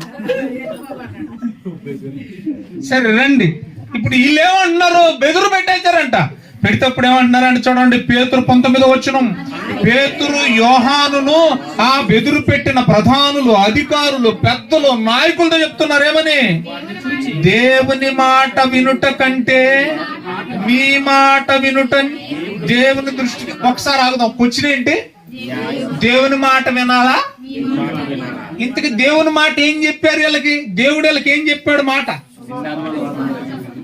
మార్కు సువార్త 16:15 ఏమనుంది? మీరు సర్వలోకానికి వెళ్ళి. ఎవరికి చెప్పాడు? శిష్యులకు చెప్పాడా? ఇప్పుడు ఆయనేమో మా దేవుడు సర్వలోకానికి వెళ్ళి సర్వ సృష్టికి సువార్త చెప్పమన్నాడు. మీరేమో చెవితే చంపేస్తామంటున్నారు, బెదిరించేస్తున్నారు. ఇప్పుడు మీ మాట వినాలా, చెప్పిన ఆయన మాట వినాలా? ఏది న్యాయమో పెద్దలారా మీరే చెప్పండి అని. వాళ్ళకి ఛాయిస్ ఇవ్వలేదు, వాళ్ళకి ఇంకా మాట్లాడటానికి ఛాయిస్ ఇవ్వలేదు. డెసిషన్ చెప్తున్నారు. అంటే పరిశుద్ధాత్మ కలిగినోడు ఎలాంటి డెసిషన్ తీసుకుంటాడో, ఎలా డిసైడ్ అయ్యి సేవ చేస్తాడో అనడానికి కోసం ఈ రుజువు. ఏమన్నారు? మీరే చెప్పండి, మేమైతే మీరేం చెప్పినా. ఇంకా వాళ్ళకి మాట్లాడడానికి ఛాయిస్ లేదు. మీరు ఏం చెప్పినా మేమైతే కన్న వాటిని, విన్న వాటిని, చూసిన వాటిని చెప్పకుండా ఉండలేం రా బాయ్. చంపేస్తారా? చంపేయండి. లేపేస్తారా? కాల్ చేస్తారా? మేము ప్రభువుకు సాక్షులుగా ఉంటాం, అవసరమైతే హత సాక్షులుగా. This is our decision. ఇది మా తీర్మానం. అంటే పరిశుద్ధాత్మ నీలో ఉంటే దేనికి భయపడవు అని చెప్పడానికి ఈ రుజువులు. పరిశుద్ధాత్ముడు మనలో ఉంటే మనం దేనికి సరసాల బద్దలాసిపోతుంది. నిన్ను చూసి అది బద్దలైపోవాలి తప్ప. ఏమండి చెంట జైలు వేసేస్తారంటండి, చెప్పు కూడా పెట్టేస్తారంటండి. నేను జైల్లోకి వెళ్తే మరి మా ఆవిడ సంగతి ఏంటండి, మరి మా పిల్లలండి, వాళ్ళకి భూ ఎలాగండి, ఏముండవు. పరిశుద్ధాత్ముడు నిజంగా నీలో ఉంటే ఏంటి అన్యాయాన్ని చూసుకుంటాడు కదా. పౌలు శీలను బంధించి చెరసాలలో వేసిన, పాటలతో ప్రార్థింపగా చెరసాల బ్రతలాయే యెహోవా నీ నామము ఎంతో. సాగదీకండి. బలమైంది అది, మనమే బలహీనం. ఆ నామాన్ని చెప్పడానికి మనం బలహీనం. అది బలమైంది. ఎంత బలమైందంటే సరసాల బ్రద్దలైపోయేంత బలమైన నామం. సరే విషయానికి వద్దాం. ఇక్కడ ప్రియులరా, ఆయన ఎల్లప్పుడూ మన మధ్యలో ఉండడానికి వచ్చాడు. టోటల్గా చెప్తున్నాను ఒకే ఒక మాటలో, మనం ఆయన్ని కలిగి ఉంటే ఆయన పనులు చేయకుండా మనం ఉండలేం, ఆయన సువార్త చెప్పకుండా మనం ఉండలేం. ఇంకా చాలా ఉన్న విషయాలు. ఇప్పుడు బాప్తిస్మిచ్చి యోహాను పరిశుద్ధాత్మను కలిగి ఉన్నాడు కదా. హేరో తప్పు చేశాడా లేదా? తప్పు చేశాడు. హేరోదియా నీ మరదలతో లేకపోతే నీ వదినతో నువ్వు అక్రమ సంబంధం కలిగి ఉండడం తప్పు. ఇప్పుడు ఒక దేశానికి వాడు సీఎం లాంటోడండి. ఏమండి, ఒక దేశానికి చిన్న చిన్న కాంటినెంట్స్ కాబట్టి అవి ఒక దేశానికి రాజండి వాడు. మనం పెట్టుకోక చంద్రబాబు నాయుడు గారితో వాళ్ళ కొడుకు లోకేష్తోనే పెట్టుకుంటామా? మాట్లాడండి, మనం వెళ్తామా? అలాంటి బజార్లో పట్టుకుని ఇచ్చాడు. ఏమని? జాగ్రత్త, ఖబర్దార్, తప్పు చేస్తున్నావు. వాళ్ళు ఇల్లీగల్ అఫైర్ బయటెట్టేశాడు. అంటే పరిశుద్ధాత్మని కలిగిన వాడు తప్పును తప్పుగా ఖండిస్తాడు, చెప్పకుండా ఉండలేడు. వాడు ఎంతటోడైనా సరే, ఎందుకంటే మనలో ఉన్న ఆత్మ పిరికితనము గల ఆత్మ కాదు. ఇలా ఎన్ని చెప్పమంటారు? ఇక్కడ ఎక్కడైనా రియ రక రబ రంద రబ్ ఏమైనా ఉన్నాయా? ఇప్పుడు నేనేమన్నా ఇక్కడ ఎక్కడన్నా ఉన్నాయి? మరి ఎంత ఇంకా ఉందండి, బోల్డ్ ఉంది. ఎంత పెట్టుకొని ఒక్క దాంట్లో చూసారా పరిశుద్ధాత్మ అంటే ఇదా అనేలాగా దెయ్యం ఏం చేసింది? క్రైస్తవ్యాన్ని మోసం చేసి. సరే, ఫైనల్గా ఇప్పుడు పరిశుద్ధాత్మ ఇంకా ఏం చేస్తాడు అని అంటే, రోమిలకు రాసిన పత్రిక ముగించేస్తాను. ఇక్కడ టైం అయిపోయింది, చెప్పడానికి చాలా ఉన్నాయి కానీ ముగించేస్తాను. 8వ అధ్యాయం 26వ వచనం. మన బలహీనతను చూచి సహాయం చేస్తున్నాడు. అంటే మనం ఎవరు అని తెలుసు పరిశుద్ధాత్మకి కదా. మనము యుక్తంగా ఎలాగ ప్రార్థన చేయవలనో మనకు తెలియదు గాని ఉచ్చరింప సఖ్యము కాని మూలుగులతో ఆ ఆత్మ తానే మన పక్షంగా విజ్ఞాపనము చేయుచున్నాడు. అవును, మూలుగుతున్నాడంట. పరిశుద్ధాత్మ దేవుడు ఏం చేస్తున్నాడట? రెండోది ఏమన్నాడు? మన పక్షాన ఎలాగ చేస్తున్నాడంట? వినాలి వినాలి ఉచ్చరింప సఖ్యము కాని వినాలి. ఏం చేస్తున్నాడంట? విజ్ఞాపన. ఎలా చేస్తున్నాడంట? మూలుగుతా చేస్తున్నాడు. అర్థమైంది మీకు? చలికాలం కదా ఇది. చలి వచ్చినప్పుడు ఏం చేస్తాం మనం? బాగా చలి వచ్చినప్పుడు వణుకుతాం కదా. ఇప్పుడు ఈ ఏజెన్సీ సాయంత్రం ఉంటుందిలే, కంగారు పడకండి. స్వెటర్లు తెచ్చుకున్నారా? తెచ్చుకోకపోతే బరకం చుట్టేసుకోండి, ఏం కాదు, తప్పులేదు. సరే, ఇప్పుడు కుక్కలు కూడా చూడండి మీరు, చలికి ఒక మూల కూర్చొని మూలుగుతూ ఉంటాయి, అదొక రకం. కుక్కలు కూర్చోడండి, బాగా దెబ్బలు తిన్న కుక్క ఏం చేస్తుంది? నడవలేకపోతుందండి, బాగా దెబ్బలు తిన్నది. అప్పుడు ఏం చేస్తుంది అది? బాగా ముసలోళ్ళు ఉంటారు చూసారు, పండు ముసలోళ్ళు, నడవలేని వాళ్ళు. ఏమండి, ఎక్కడికి వెళ్ళలేరు, మంచాన్ని ఉంటారు. ఏం చేస్తారు? ఏం చేయలేక మూలుగుతూ ఉంటారు. పరిశుద్ధాత్మ ముసలోడు ఎప్పుడేటి? ఏమ్మా, బాగా వినాలి పాయింట్. ఒళ్ళు దగ్గర పెట్టుకుని వినండి, సీరియస్ గా వినండి. దెబ్బలు తిన్నది ఏంటది? కుక్క పిల్ల. ముసలోడు బలహీనుడైపోయాడు కాబట్టి ఏం చేస్తున్నాడు? మూలుగుతున్నాడు. ఎన్ని దెబ్బలు పడితేనూ మూలుగు అనేది వస్తుంది ఆలోచించండి. కొంతమంది కూడా పిల్లల్ని కొడుతూ ఉంటారు, దిక్కుమాలేదు. ఏమి చేయలేక ఆడమనిషి కదా, ఏం చేస్తుంది?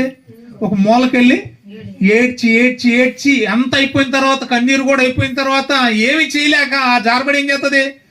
మూలుగుతా ఉంటుంది. అది ఆఖరి స్టేజ్, అది మూలుగుడు. ఎందుకు ఈ మాట నేను చెప్తున్నానంటే, మనము పరిశుద్ధ ఆత్మ దేవుణ్ణి ఎంతగా బాధ పెడితే ఆయన మూలుగుతున్నాడు. అయిపోయింది నా ప్రసంగం. బాగా వినాలి. మీకు ఎంతవరకు యేసు ప్రభు గురించి, యేసు ప్రభు మరణం, సమాధి, పునరుద్ధానం, త్యాగం ఇంతవరకే తెలుసు, కానీ పరిశుద్ధాత్మ దేవుని త్యాగం మీకు తెలియాలి. తెలియదనే చెప్తాను నేను. యేసు ప్రభు మహా అంటే 33.5 సంవత్సరమే పడ్డాడు బాధలు. ఎన్నాళ్ళు పడ్డాడు? ఎన్నాళ్ళు? మళ్ళీ చెప్పండి. కానీ పరిశుద్ధాత్ముడు ఎన్నాళ్ళుగా బాధపడుతున్నాడో తెలుసా? ఎన్నాళ్ళైంది పరిశుద్ధాత్ముడు వచ్చి? ఇన్నాళ్ళు మనం ఆయన్ని ఏం చేసాం? మనం ఏం చేసాం ఆయన్ని? మనం ఎన్నాళ్ళ నుంచి ఆయన కొడుతున్నాం మనం? మాట్లాడండి రా తల్లి. మీ ఆయన ఒకసారి కొడితేనే మూలుగులోకి వెళ్ళిపోయావే. పరిశుద్ధాత్ముని ఇంతమంది 850 కోట్ల మంది నేడు జనాభా, మనం అందరం కలిసి పరిశుద్ధాత్మని ఏం చేస్తున్నాం? మనం నమ్మనోడు నమ్మకపోయినందుకు ఏడుతుంటే, నమ్మినోడు నమ్మి కూడా ఎదవ పనులు చేస్తుంటే ఆయన సైలెంట్గా ఉంటాడా? ఏమ్మా, 7వ అధ్యాయం అపోస్తుల కార్యాలు 51వ వచనం. అపోస్తుల కార్యములు 7వ అధ్యాయం 51వ వచనం చూడండి. ముష్కరులారా, ఎవడండి వీళ్ళు? ఏ దేశస్తులు? చదవండి. హృదయములను చెవులను అది హృదయములను చెవులను దేవుని వాక్యమునకు. పరచవలెనని వాడు అంటే దేవుని వాక్యం ఎలా వచ్చింది? పరిశుద్ధాత్మ చేత ప్రేరేపించబడి ప్రవక్తలు ఏం చేశారు? అంటే వాక్యం రావడానికి మూలం ఎవరు? అది ఏ పరిశుద్ధాత్మ ద్వారా అయితే సంపూర్ణ ఈ వాక్యాన్ని, సంపూర్ణ సత్యాన్ని, సర్వ సత్యాన్ని మీకు ఇవ్వబడిందో, ఈ వాక్యాన్ని మనం ఏం చేస్తలేదంట? ఈ వాక్యానికి మనం ఏం చేయట్లేదంట? మాట్లాడండి అమ్మా. ఎన్ని ప్రసంగాలు మీరు ఉంటారని మీ జీవితంలో రాసుకున్న వాళ్ళకి డైరీలు అయిపోయి ఉంటాయి. కొంతమంది అయితే రెఫరెన్స్ చెప్పంగానే యోహాను సువార్త 3:16 బిడ్డలారా అనగానే దేవుడు లోకమున చేసుకుంటుంది ఆవిడ అక్కడ. అంటే రెఫరెన్స్ చెప్పగానే మనకి ఏమైపోయింది? మనసులో ఫీడైపోయింది. యోహాను సువార్త 1:1 అనగానే ఆది యందు దేవుడు అంటారు లేదా? ఆది యందు వాక్యము, ఉండిన వాక్యము. ఎన్నో చెప్తాం మనం, పండిపోయామండి. కానీ వాక్యానికి మనం ఇన్ని విన్నా ఏ వాక్యానికి మనం మారని చెప్పండి. నువ్వు ఏ వాక్యానికి లోబడక, ఏ వాక్యానికి మారక, పేరుకేమో బాప్తిస్మం తీసుకొని, పేరుకేమో ప్రభు బల్లలో చేవేస్తూ, పేరుకేమో విశ్వాసిగా ఉంటూ, పేరుకేమో పరిశుద్ధుల ఏమంటారు సహవాసంలో చేరి ఏం చేస్తున్నాం మనం? పేరు క్రైస్తవం, మరి ఏం చేస్తున్నాం మనం? పేరు పరిశుద్ధాత్మను పొందుకున్నాం, కానీ పరిశుద్ధాత్మ తాలూకు క్రియలు మనలో కనబడతలేదు. నేనల్లా తీతుకు రాసిన పత్రిక, మళ్ళీ ఇక్కడికి వద్దాం రండి. తీతుకు రాసిన పత్రిక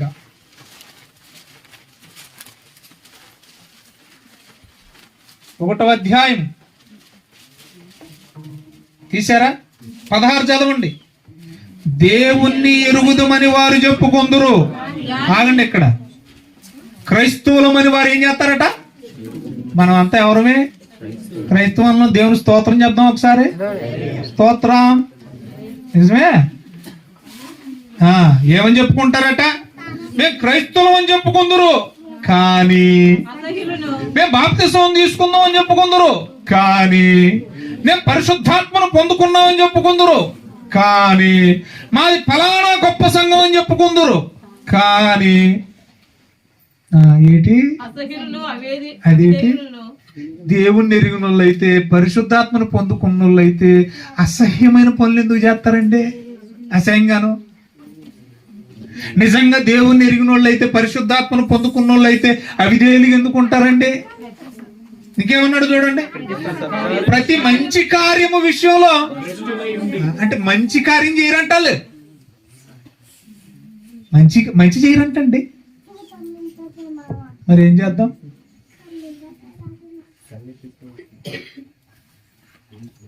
ఇలా పరిశుద్ధాత్ముడు ఉన్నాడు లేడు చెక్ చేసుకోండి.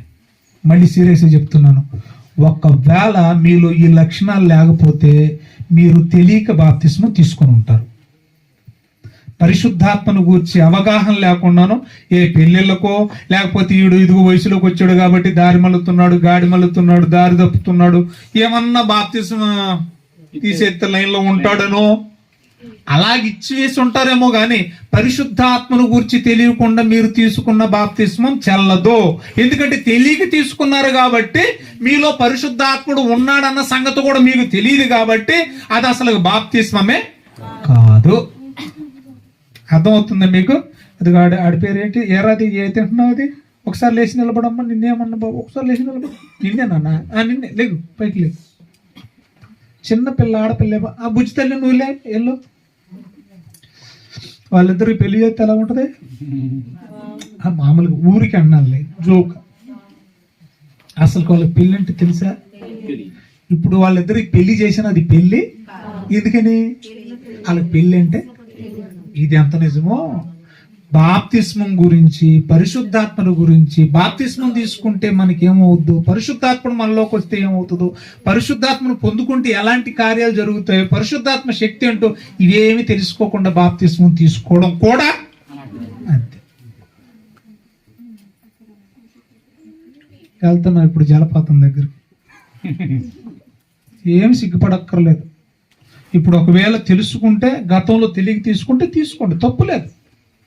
ఏమంటే గతంలో అసలు లెక్కే లేదు, తెలియదు కాబట్టి తీసుకోండి, తప్పు లేదు, ఏ పొరపాటు లేదు. స్త్రీని అలాగే, నాన్న ఉన్నావా, ఎలా రాను ఎన్నిసార్లు తీసుకున్నా, ఇలా ఎక్కడికి వెళ్ళా, 2 సార్లు. అంటే గతంలో తెలియక తీసుకున్నాడు. అది సిగ్గుపడక్కర్లేదమ్మా, నేను సీరియస్గా చెప్తున్నాను. ఎందుకంటే ఆయనకి తెలియక తీసుకున్నాడు గతంలో, తెలిసిన తర్వాత మళ్ళీ తీసుకున్నాడు. అర్థమవుతుందా మీకు నా భాష? ఎక్కడున్నాం మనం? దేవుణ్ణి ఎరుగుదామని చెప్పుకుంటున్నారంట, కానీ వాళ్ళ క్రియలు చూస్తే దేవుని నమ్మిన పిల్లల క్రియలు ఎలా ఉంటాయో, ఆత్మను పొందుకున్న వాళ్ళ క్రియలు ఎలా ఉంటాయో అలా లేవంట. భ్రష్టులట. ఎవరంట వాళ్ళు? చాలా దారుణంగా ఉంది కదా ఈ పదం. ఏం చేస్తున్నారంటే ఈ భ్రష్టులందరూ? మళ్ళీ 7:51 వచ్చేయండి. అపోస్తుల కార్యాలు. ముష్కరులారా, హృదయములను చెవులను. నిజంగా మీలో పరిశుద్ధాత్ముడు ఉంటే ఏం చేస్తారు మీరు? వాక్యానికి లోబడతారు, వెంటనే మార్చుకుంటారు. మీరు నన్ను అంటాడా ఈ పాదురు గారు, ఈరోజు నా గురించి చెప్పాడు, అలాగంటారా పరిశుద్ధాత్మ? నీ గురించి నాకేం తెలుసు? నీ గురించి నాకేం తెలుసు అండి? నీ గురించి నాకేం తెలుసు చెప్పండి. మీ గురించి నాకేమైనా తెలుసా? మరి మీకు కాకపోతే ఎవరికి రాసిచ్చాడు ఇది? కుక్కలకి, పందులకి, కోళ్ళకి ఏమైనా రాసిచ్చాడా? ఈ వాక్యం మనిషికి రాసిచ్చాడు? ఇది ఏమన్నా వాటికి అర్థం అవుద్దా మిగతా జంతువులకి? మనం మారాలనే కదండి, మనం మార్పు మనం దిద్దుకోవాలనే కదండి, మనం బాగుపడాలనే కదండి బైబిల్ ఇచ్చాడు మనకి. వెంటనే మారుతాడట, లోపడతారు. ముష్కరులారా, హృదయములను చెవులను దేవుని వాక్యమునకు లోపరచిన నల్లని వారు మీ పితరుల వల్ల మీరును. ఆ పదాన్ని చూడండి. ఎల్లప్పుడూ మనలో ఉన్న పరిశుద్ధాత్ముని, ఎల్లప్పుడూ మనతో ఉండటానికి వచ్చిన పరిశుద్ధాత్ముని ఎల్లప్పుడు ఏం చేస్తున్నామంట మనం? మూలకి ఏం చేస్తాడు చెప్పండి? అలాగని నిన్ను వేసేయడానికి శాతగా కాదు. అర్థమవుతుందా? పరిశుద్ధాత్మ పవర్ ఏంటో సంసోన్లోకి వచ్చిన తర్వాత ఒక్క పచ్చి గాడిద దవడెముకతో 10,000 మందిని క్షణాల్లో లేపేసినోడు నిన్ను నన్ను భరిస్తున్నాడేంటి ఇక్కడ? మీకు అర్థమవుతుందా నా భాష? అక్కడ అంతగా రెచ్చిపోయి, అంత ఆవేశంతో, అంత ఆగ్రహంతో మట్టుకుంటా వచ్చిన పరిశుద్ధాత్ముడు క్రొత్త నిబంధనకు వచ్చేసరికి నువ్వు ఆయన్ని పొందుకున్నా, ఆయన నీలో ఉన్నా, ఆయన చెప్పినట్టు నువ్వు బతకపోయినా నీలోనే ఉండి ఏం చేస్తున్నాడు ఆయన? నిన్ను విడిచి వెళ్ళిపోవచ్చుగా. ఆత్మ ఒక్కసారి నిన్ను విడిచిపెడితే ఎంత దారుణంగా ఉంటుందో సౌలు జీవితాన్ని చూడండి. రాజైనా దెయ్యాలు అయిపోతారు, మళ్ళీ సర్వనాశనం అయిపోతారు. ఎల్లప్పుడూ ఆయన మనలో ఉంటే ఆయన విలువ మనకు అర్థం కావట్లేదు ప్రియులరా. అదే అంటా ఉంటారు కదా, దూరపు కొండలు. ఎప్పుడు ఇంట్లో ఉండే మనిషికి ఎప్పుడు ఎదురు ఉండే మనిషి అంటే విలువ. అప్పుడప్పుడు వచ్చి చుట్టానికి ఇచ్చి విలువ ఎదురుగా ఉండే వాళ్ళకి ఏమో మనం. అర్థమైందా? ఆయన ఎప్పుడు మన ఇంట్లోనే ఉన్నాడు, ఎప్పుడు మన ఇంట్లోనే ఉన్నాడు కాబట్టి ఆయన విలువ మనకే అప్పుడప్పుడు వచ్చిపోతుంటే తెలుసును. అది దావీదుకి తెలిసింది. ఎవరికి తెలిసింది? ఎందుకంటే పాత నిబంధనలు వచ్చిపోయాడు కదా. 51వ కీర్తన 11 వచనం చూడండి. 51వ కీర్తన 11 వచనం దావీదు మహారాజు ఏమంటున్నాడు చూడండి. దండం వేటేస్తున్నాడు, అయ్యా నీ పరిశుద్ధాత్మను నీ సన్నిధిలో నుండి నన్ను త్రోసివేయకుము, నీ పరిశుద్ధాత్మను దయచేసి తీసేయకు. అర్థమవుతుందా? మనలో ఉంటేనేమో మనకు అర్థమై చావట్లేదు. తీసేస్తే అంటే ఒక్కసారి బయటికి వెళ్ళిపోతే, మనిషిని విడిచి పరిశుద్ధాత్ముడు వెళ్ళిపోతే ఎంత భ్రష్టత్వానికి వెళ్ళిపోతాడు ఆయనకు అర్థమైంది. అందుకే మొత్తుకుంటున్నాడు. ఆ విలువ మనకు అర్థం కావట్లేదండి. 2000 సంవత్సరాలుగా మన అరాచకాలను ఎవరు భరిస్తున్నారు? ఏంటండి అతను ఓర్పు, ఏంటండి ఆ మహాదేవుని ఆ సహనం. ఏడిపించేస్తున్నామండి. ఎఫెసీయులకు రాసిన పత్రిక 4వ అధ్యాయం. ఎఫెసీయులకు అన్యుల కంటే మనం ఏడిపించేస్తున్నామండి. ఎందుకంటే ఆయన్ని పొందుకొని, ఆయన్ని కలిగి, ఆయన్ని తెలుసుకొని, ఆయనకు అనుకూలంగా బ్రతకకుండా ఏడిపించేస్తున్నామండి ఆయన. మనం ఎంత యాతన పడ్డాడండి. ఆ లెంట్ డేస్ లో యేసు ప్రభు యాతనలే 40 రోజులు తెగ చెప్పేసుకుంటారు. కానీ పరిశుద్ధాత్ముడు పడుతున్న యాతన 2000 సంవత్సరాలుగా మీకు అర్థం కావాలి ప్రియులరా.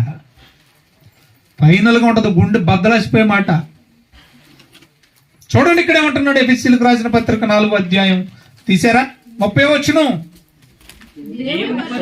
దేవుని పరిశుద్ధాత్మను అంటే ఏం పరుతున్నావు?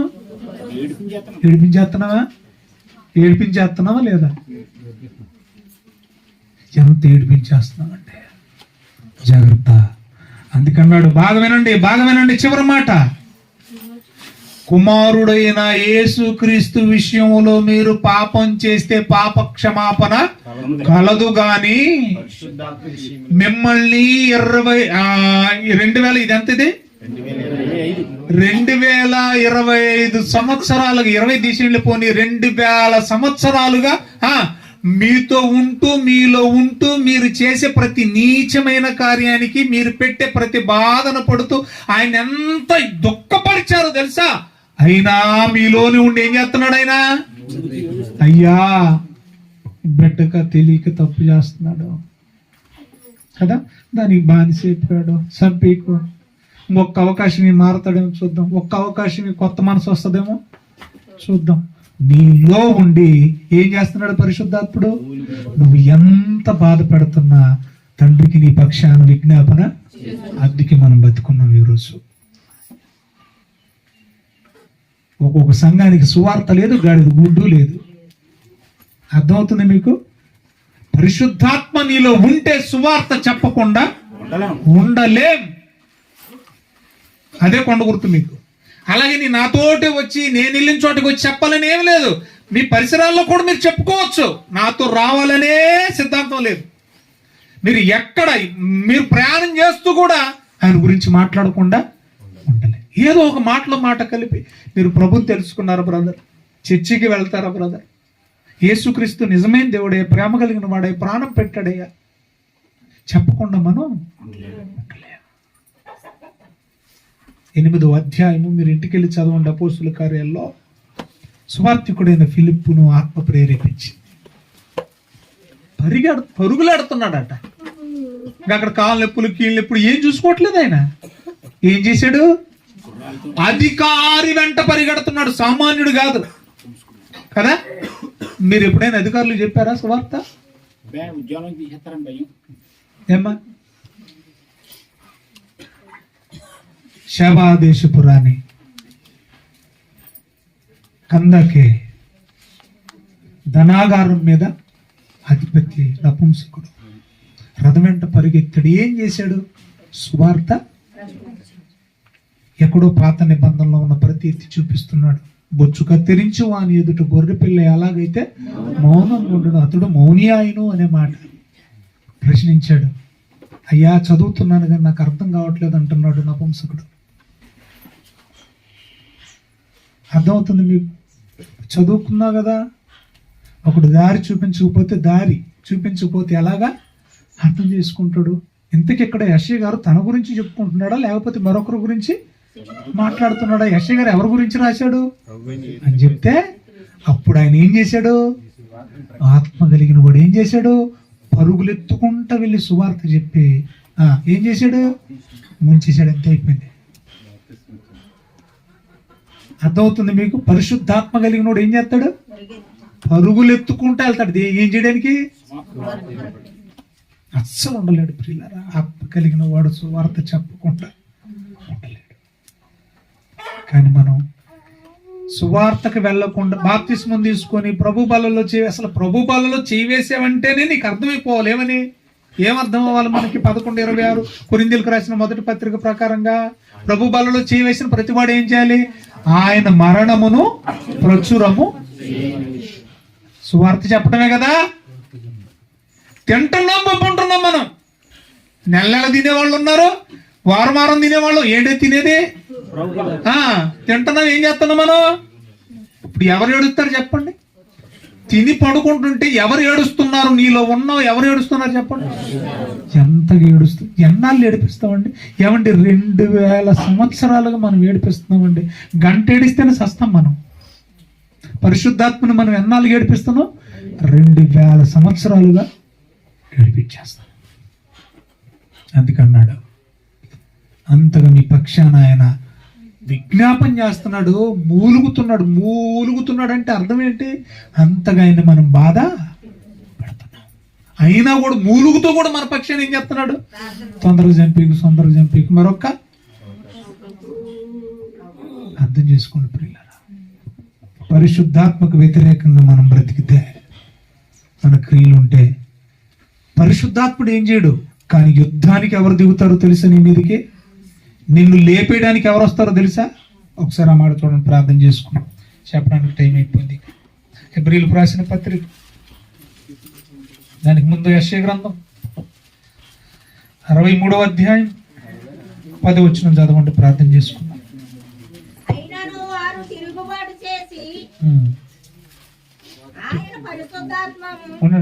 ఆయనను అంటే ఇంత ప్రసంగం విన్నా కూడా ఏం చేస్తారట? దాదాపు నేను ఒక గంటన్నర చెప్పానండి. ఇంత విన్నాక మీరు ఏమైనా మారతారా? పోనీ పరిశుద్ధాత్మ దేవుడా, నిన్ను దుఃఖపరిచాను, బాధపరిచాను నా క్రియల వల్ల ఇన్నాళ్లుగా అని ఏమైనా పశ్చాత్తాపడతారా? పడరంట. మరి ఏం చేస్తారట? ఇంత విన్నా కూడా మళ్ళీ ఏం చేస్తారంట? రేపు పొద్దునికే, రేపు పొద్దున తాకిందకి సాయంత్రం లోపు తిరుగుబాటు. పరిశుద్ధాత్మకు మళ్ళీ చదువు, ఆయనను మళ్ళీ చదువు. ఇంత విన్నా కూడా చేయగా దేవుడు వారికి విరోధి ఆయను. ఆగండి, ఇప్పుడు పరిశుద్ధాత్మను ఏడిపిస్తే యుద్ధానికి ఎవరు వచ్చేస్తున్నారు? చేయటం అలాగ ఉన్నారు. ఇప్పుడే కదా చదివారు. పరిశుద్ధాత్మను ఏడిపిస్తే ఎవరు వస్తున్నారు మనతో యుద్ధం చేయడానికి? అది ఇక్కడ రాసి ఉంది కదండి అమ్మా. సాక్షాత్తు తండ్రి అయిన దేవుడు ఎవరితో యుద్ధానికి వస్తాడట? ఎవరి మీదకి వస్తాడట? ఎవరికి విరోధి అయిపోతాడంట? పరిశుద్ధాత్మను ఏడిపించే ప్రతి ఒక్కళ్ళకి విరోధి ఎవరు? దేవుడు. వాళ్ళతో యుద్ధం చేసేది ఎవరు? దేవుడితో యుద్ధం చేసి నేను గెలుస్తానన్న వాళ్ళు చేతులు ఎత్తండి. ఏమ్మా, దేవుడు ఏమి యుద్ధం చేయక్కర్లా. మన శ్వాస నిశ్వాసములను ఆయన వెనక్కి తీసేసుకున్నాడు అనుకో, అప్పుడు ఏం చేస్తామండి? బాటసారి ఓ బాటసారి విసిరి వెళ్ళి పాట వచ్చు కదా మీకు, అలా ఉంటది. పాట పాడటం పాడేత్తటమే. ఏంటది? దేవుడు మనతో యుద్ధానికి వస్తే మనకు విరోధి అయితే మన శ్వాస నిశ్వాసాలు అంటే ఏంటి? ఊపిరి. అది ఆయన వెనక్కి తీసుకుంటే ఏం చేస్తామండి? యుద్ధం చేయక్కర్లేదు ఆయన. నిజమండి, యుద్ధం చేయక్కర్లేదండి ఆయన. ఇసుకా రెడీ చేసుకైపోయింది అన్నాడా? అంతే. కనుక దేవునికి భయపడదాం, దేవునికి లోపడదాం. నిజంగా మీలో పరిశుద్ధాత్ముడు ఉన్నాడా లేదో ఒక్కసారి ఆత్మ విమర్శించుకుందాం.